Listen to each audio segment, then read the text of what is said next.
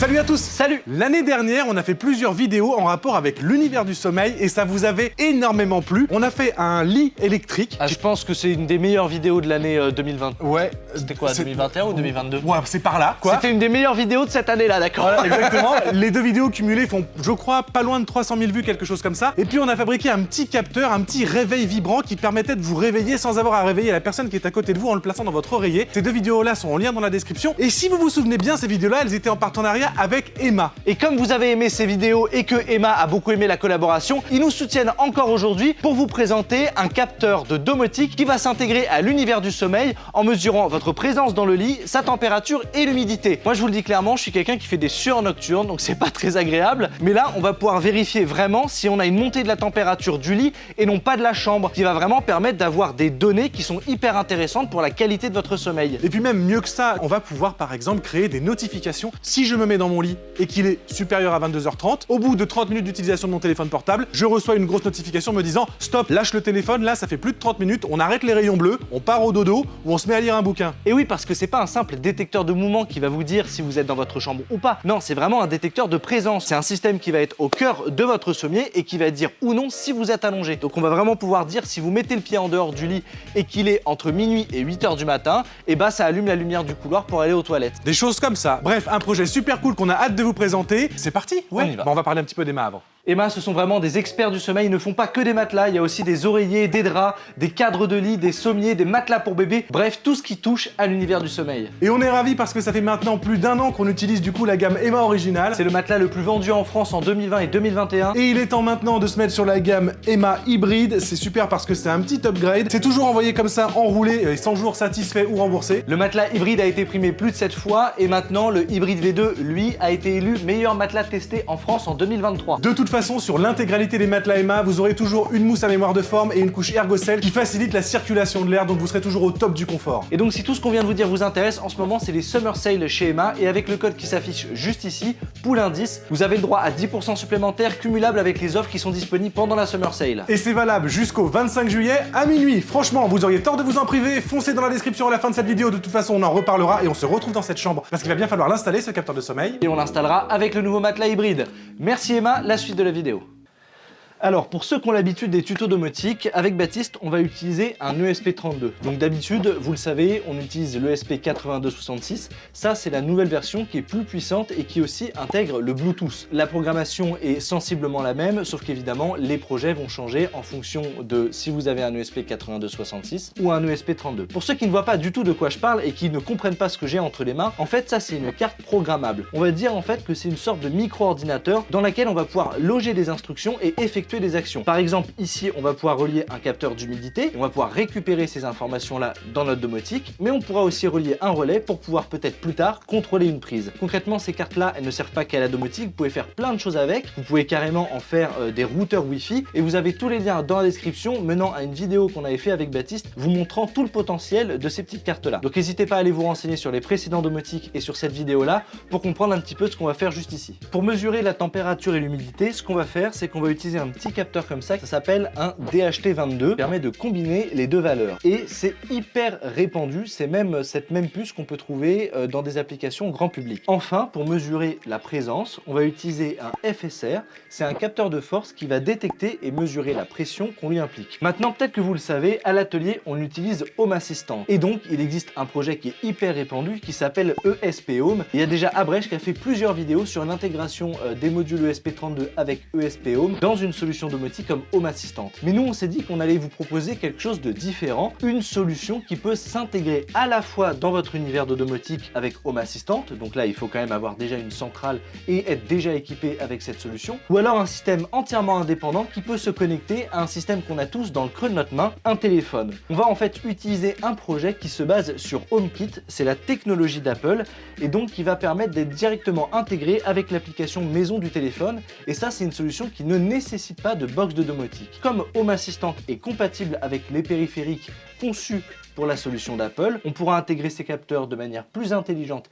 et plus poussée dans une solution domotique complète comme Home Assistant. Pour programmer notre carte, on va devoir lui installer un firmware, ça sera Home Accessory Architect, et ce firmware il est open source et il est en lien dans la description sur son GitHub.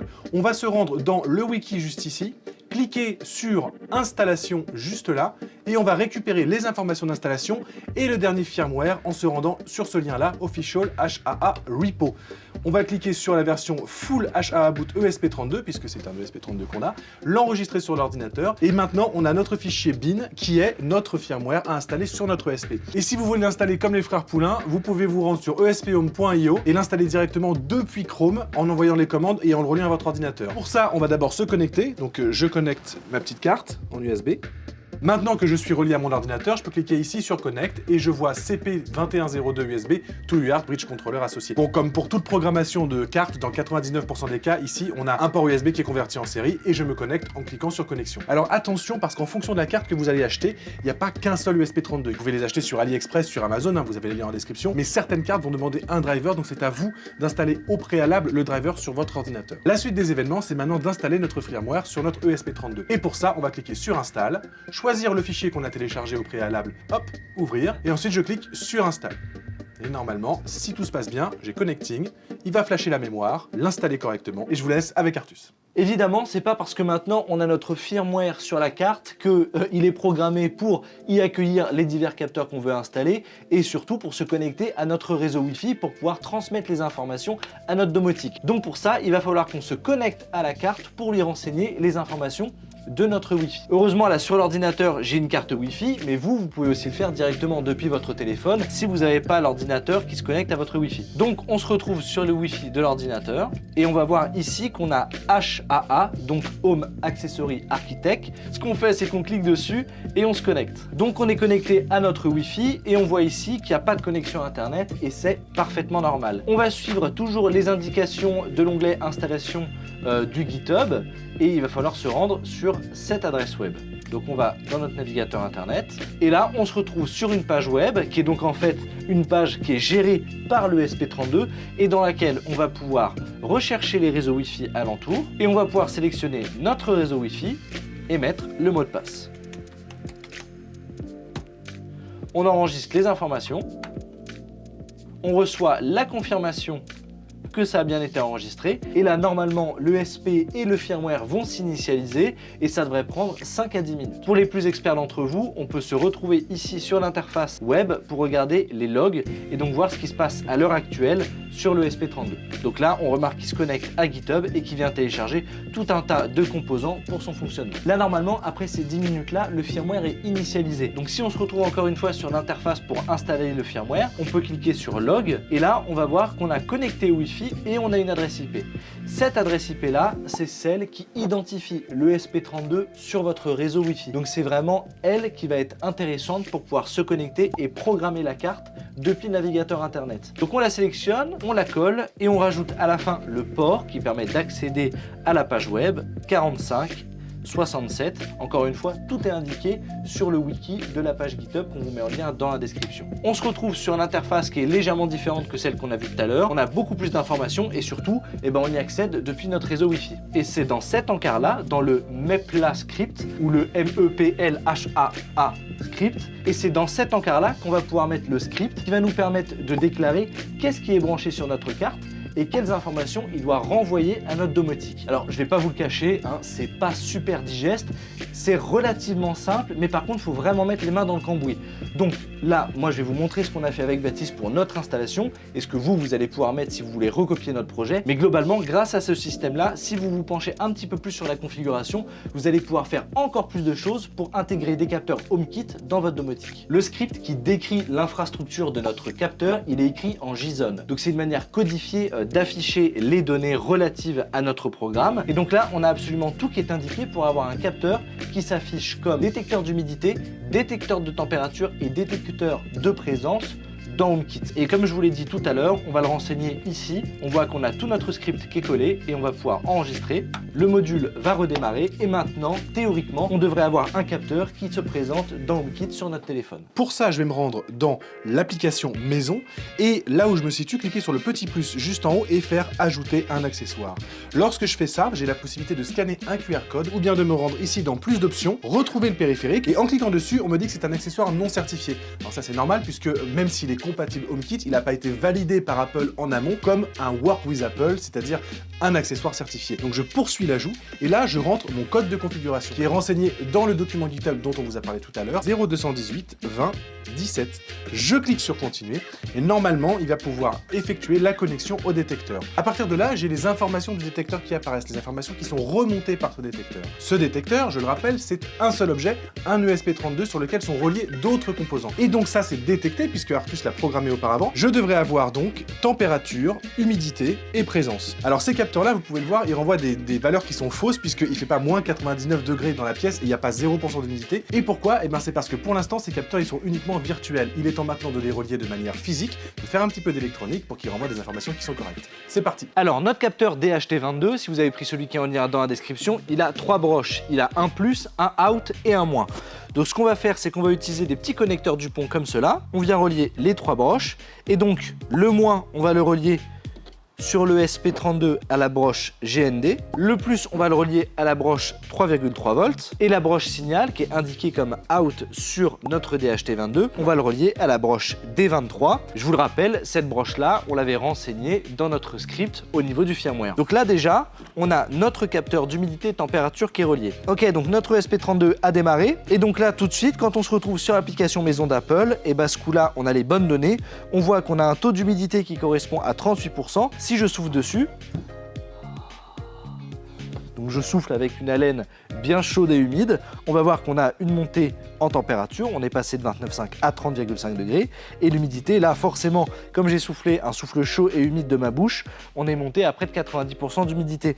C'est même d'ailleurs déjà en train de redescendre, puisqu'évidemment je souffle plus dessus. Maintenant, il va falloir qu'on relie notre capteur de force, et pour ça, on a besoin d'un petit peu plus d'électronique, c'est un petit peu plus compliqué. Vous avez les liens du schéma électronique dans la description.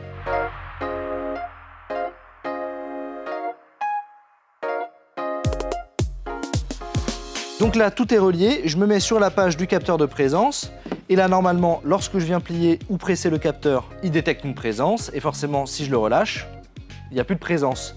Si on vient faire une petite impression 3D qu'on va placer sous le matelas, et qu'on met le capteur à plat comme ça, lorsque je m'allonge, ça fait une pression sur le matelas qui fait une pression sur le capteur, donc il y a une présence de détectée, je me relève, et il n'y a plus de présence. Le système est bon, on a notre capteur, on a notre électronique, il faut qu'on intègre tout ça dans un joli boîtier. Pour ça, on se retrouve sur Fusion 360, on design une petite pièce très rapidement et on envoie tout sur la Bambulab.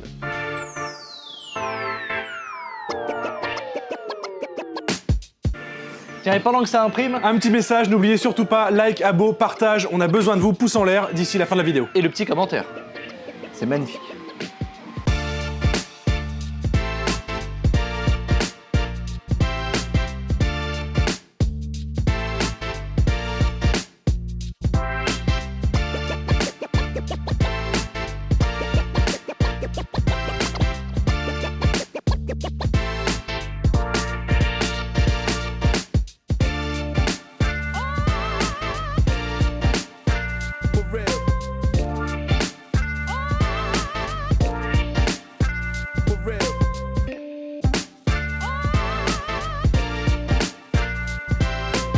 Bon, vous le voyez là, le boîtier, il est un petit peu épais, c'est normal, il n'est pas très efficient parce que il permet déjà de faire plusieurs choses grâce à cette taille-là. Déjà, c'est plus facile de glisser les doigts dedans, pour la vidéo, c'est quand même pratique, et surtout, grâce à un boîtier de cette taille-là, on a pu mettre des connecteurs Dupont et donc éviter d'avoir à faire des soudures sur la carte directement. Malgré tout, si on avait envie de gagner un petit peu d'espace, on aurait pu utiliser un capteur FSR beaucoup plus petit et le placer ici sous le SP32. Et puis pareil pour le capteur d'humidité et température, on aurait très bien pu le caler sur le côté. Il y a plein de façons de faire et on est une chaîne de DIY. Vous commencez à connaître l'impression 3D et le design sur Fusion 360. C'est à vous aussi de vous adapter et donc de créer votre propre boîtier en fonction de vos besoins. D'autre part, on commence à connaître avec Artus les matelas Emma. On utilise nous-mêmes des matelas Emma maintenant depuis plus d'1 an et Artus va le mettre celui-là sous son propre matelas et il n'y aura pas de problème. On sait que ça ne sera pas ressenti au niveau du dos ou au niveau de l'endroit où on va le situer parce qu'ils sont suffisamment épais, moelleux et absorbants pour que ce soit totalement indétectable. Maintenant, si on veut faire quelque chose de très petit, on fait des soudures, on enlève le capteur de force, on garde que le capteur d'humidité et de température et ça vous fait encore une fois un système DIY pour votre cuisine, votre salle de bain, etc. Bon, c'est parti, on teste ça? On teste ça.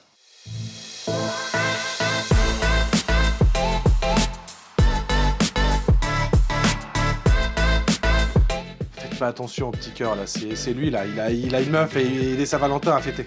On a tous le droit d'être canard, d'accord?